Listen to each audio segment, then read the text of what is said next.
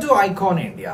భారతదేశంలో పోర్చుగీస్ వారు మొట్టమొదటిసారి వ్యాపార నిమిత్తం భారతదేశానికి నౌకాయానాన్ని కనుగొని వచ్చిన తరువాత, వాస్కోడిగామా వచ్చిన తర్వాత 1505లో ఫ్రాన్సిస్ డి అల్మెడా పోర్చుగీస్ వారికి మొదటి గవర్నర్ గా భారతదేశం నుంచి వర్క్ చేయడం జరిగింది.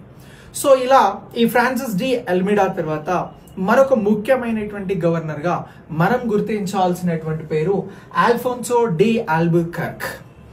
సో ఈ ఆల్ఫోన్సో డి ఆల్బుకర్క్ ని భారతదేశంలో పోర్చుగీస్ సామ్రాజ్య నిర్మాతగా గుర్తిస్తారు. సో ఇలా ఎందుకు గుర్తిస్తారు అని అంటే, ఈయన 1510లో గోవాను స్వాధీనం చేసుకుంటారు. ఎవరి సహకారంతో స్వాధీనం చేసుకుంటారు అని అంటే, ఎవరైతే తులువ వంశం నుంచి విజయనగర సామ్రాజ్యానికి రాజుగా ఉంటారో ఆయనే శ్రీకృష్ణ దేవరాయలు. ఈయన సహాయం తీసుకుని ఈ ఆల్బుకర్క్స్ బీజాపూర్ సుల్తాన్ గా ఉన్నటువంటి యూసఫ్ ఆదిల్ షాను ఓడించి గోవా పట్టణాన్ని 1510లో స్వాధీనం చేసుకుంటాడు. ఆ తరువాత 1511లో మలక్కా జలసంధిని కూడా ఈయన స్వాధీనం చేసుకుంటాడు.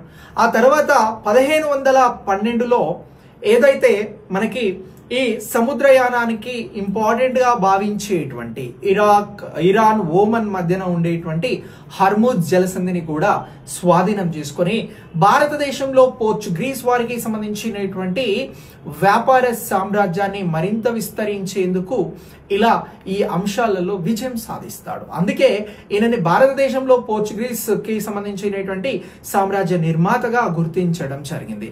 ఇక నెక్స్ట్ నీటి విధానం, బ్లూ వాటర్ పాలసీ అనేది ఏదైతే ఉంటుందో అది ఫ్రాన్సిస్ డి అల్మెడా భారతదేశంలో మొట్టమొదటి పోర్చుగీస్ గవర్నర్ తీసుకొస్తే దానిని ఈ ఆల్బుకర్క్స్ రద్దు చేయడం జరుగుతుంది. బ్లూ వాటర్ పాలసీ, నీటి విధానాన్ని రద్దు చేసింది ఎవరు అని అంటే మనం ఆల్బుకర్క్స్ ని గుర్తించాల్సి ఉంటుంది.